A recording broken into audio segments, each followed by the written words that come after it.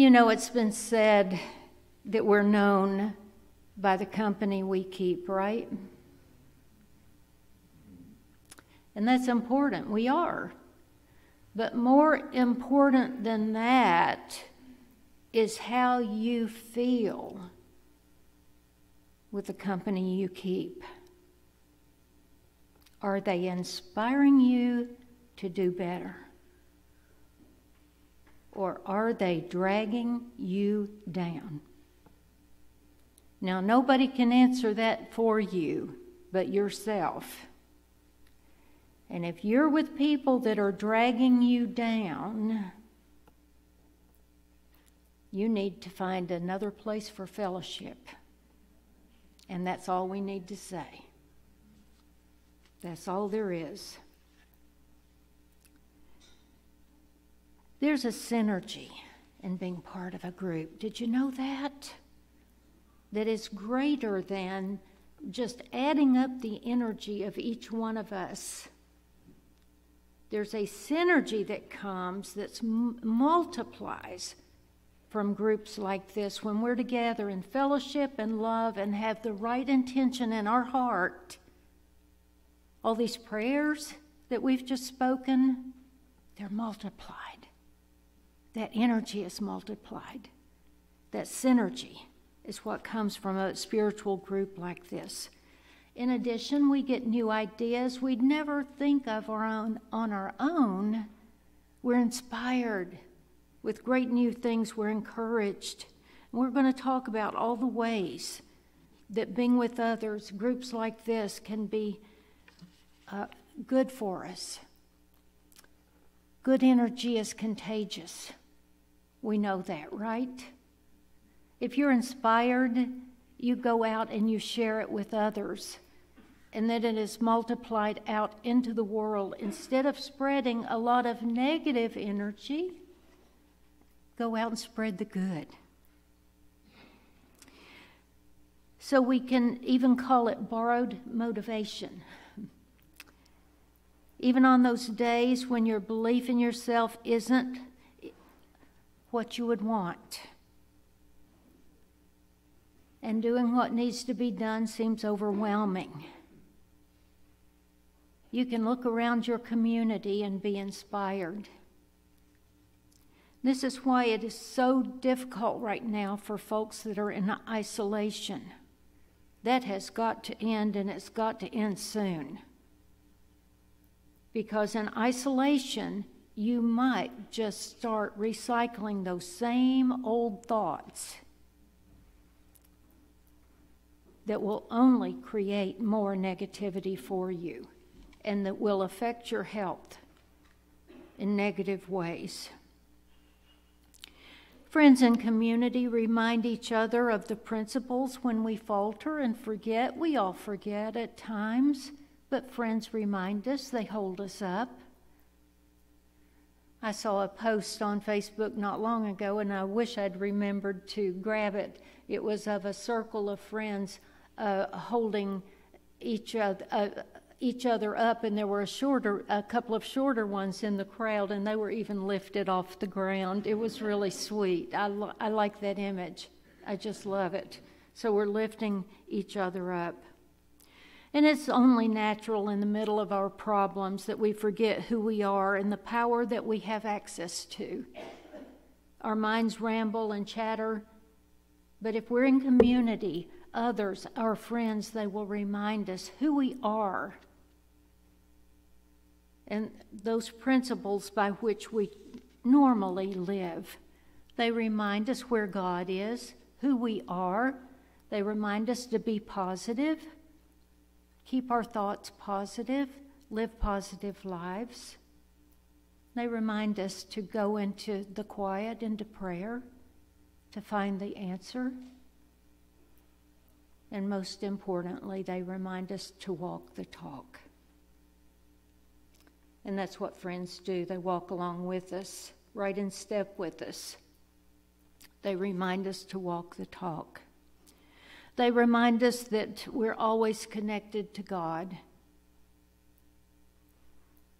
And what is ours will come to us by right of consciousness. Now, what does that mean? That means that the state that I'm in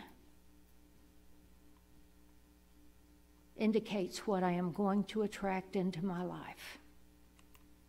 And we can look at that in physical ways, and we can look at that in metaphysical ways as well. Either way, we're here to encourage each other. In community, the teachers, everyone, we want to always encourage the children that we're around, other people we're around. I read a story about a teacher. You know, they say it takes a village to raise a child, and indeed it does. There's a story of a teacher and student, and as she stood at the front of the class, at a fifth grade class at the first day of the year, she said she told the class an untruth. She said, like most teachers, she looked at her students and said that she loved them all the same, but it just wasn't true. Because when she looked around, there in the front seat, slumped in a seat, was a little boy named Teddy Stoddard. And she said she just didn't know how she was going to love him like the others because he had a reputation to go with him. So her name was Mrs. Thompson. She had watched him the year before and noticed that he didn't play well with others. He could be very unpleasant. His clothes were messy. He constantly needed a bath. And he could be very unruly at times. She said it got to the point where she was actually enjoying marking his page, his assignment with X's, maybe even putting an F at the top of his page of his test. And at the school where she taught, they were required to go through the records of each of the children in their class each year, and she held his till last. So she started reading his file. She was in for a surprise. His first grade teacher had written, "Teddy is a bright child with a ready laugh. He does his work neatly, has good manners. He is a joy to be around." His second grade teacher wrote, "Teddy is an excellent student, well liked by his classmates, but he's troubled because his mother has a terminal illness, and life at home must be a struggle for this child." His third grade teacher wrote, "His mother's death has been hard on him. He tries to do his best, but his father doesn't show much interest, and his home life will soon affect him if some steps aren't taken by someone." There was no one. His fourth grade teacher wrote, "Teddy is withdrawn, doesn't show much interest in school. He doesn't have any friends. He sometimes sleeps in class." So by now, Mrs. Thompson realized the problem, and she was ashamed of herself. She felt even worse when her students brought her Christmas presents wrapped in beautiful ribbons with bright paper, except for Teddy's. His present was wrapped in a grocery bag. But she took great pains to open it in the middle of the other presents. Some of the children started to laugh when she found a rhinestone bracelet with some of the stones missing and a bottle that was 1/4 full of perfume. But she stifled the children's laughter when she exclaimed how pretty the bracelet was and how much she loved it and how much she loved that perfume. She even put some on her wrist. Teddy stayed after school that day just long enough to say, "Mrs. Thompson, today you smelled just like my mom used to." After the children left, she cried. On that very day, she quit teaching reading, writing, and arithmetic. Instead, she began to teach children. She paid particular attention to Teddy. As she worked with him, his mind seemed to come alive. The more she encouraged him, the faster he responded. And by the end of the year, he'd become one of the smartest children in the class. Despite her lie that she would love all the children the same, he became her favorite. A year later, she found a note under her door from Teddy telling her that she was still the best teacher he'd ever had in his whole life. 6 years went by before she got another note from Teddy. He then wrote that he had finished high school, third in his class. She was still the best teacher he'd ever had. 4 years later, she got another letter saying that while things had been tough at times, he'd stayed in school, had stuck it with it, and would soon graduate from college with the highest of honors. He assured Mrs. Thompson that she was still the best and favorite teacher he'd ever had. Then 4 more years passed, and yet another letter came.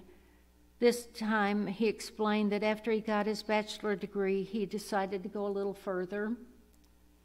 The letter explained that she was still the best and favorite teacher he ever had, but now his name was a little longer.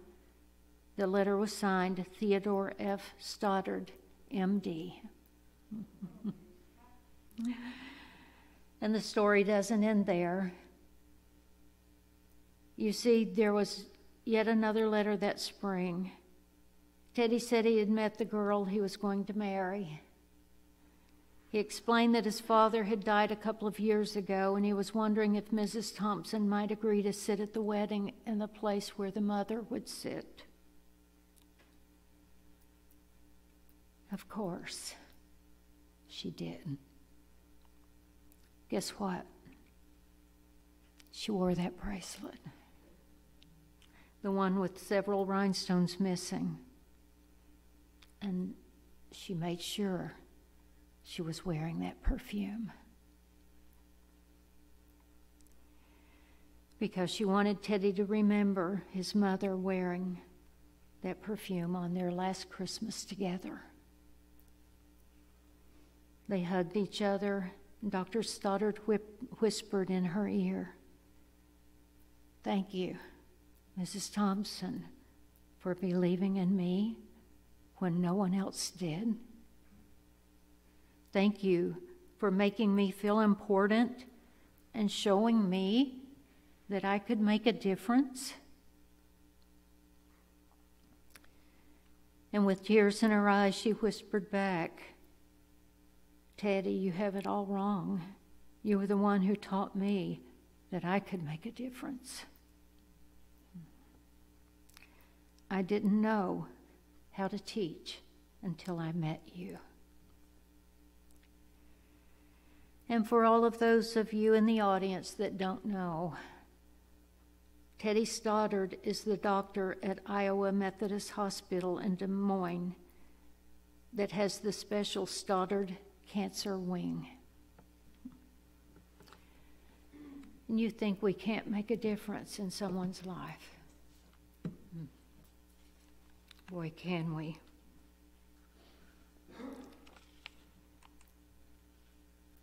So we're stronger together too, pushing our limits. When working alone, it oftentimes is too easy to give up, isn't it?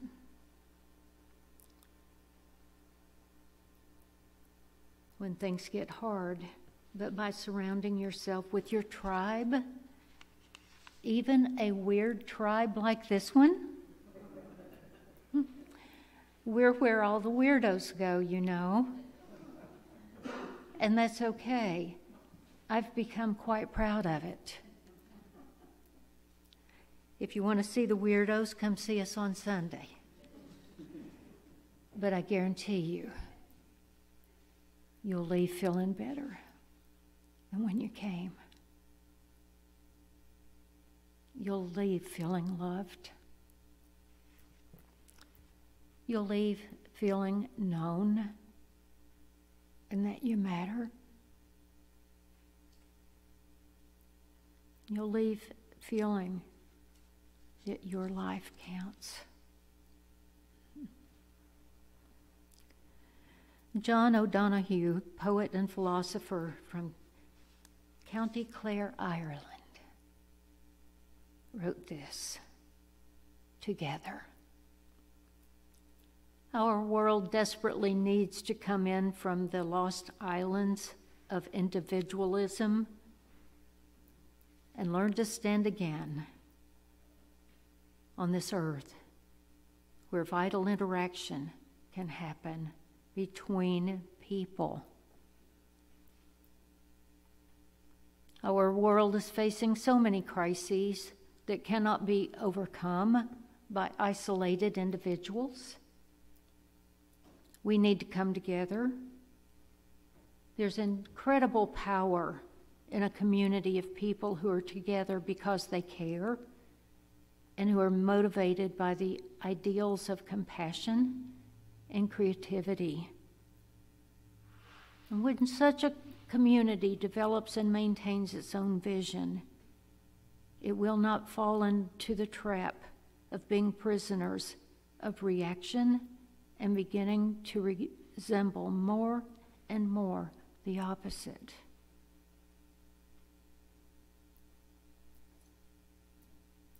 It will not deconstruct any introverted power games, but maintain its care and critical focus.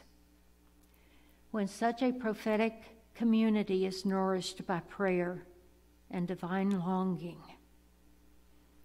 the harvest of creativity and belonging can be unlimited.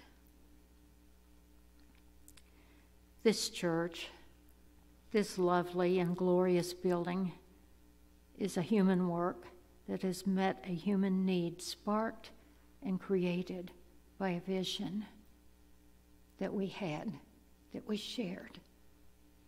This lovely building where we come for fellowship, for community, for love, for worship. Community is about being family and accepting our humanness. Being part of a team or a group will fill you with a sense of purpose. Isolation is not good for the human being, the human soul.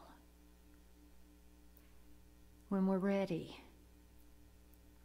we must come out of isolation and be human again. Be together, feel each other, feel the love, feel the synergy that is right here in this room with us today. And I hope and I pray that each of you will take that with you and will walk with your feet a foot above the ground as you remember who you are, whose love sent you, and whose love goes with you on your way. Thank you for your time.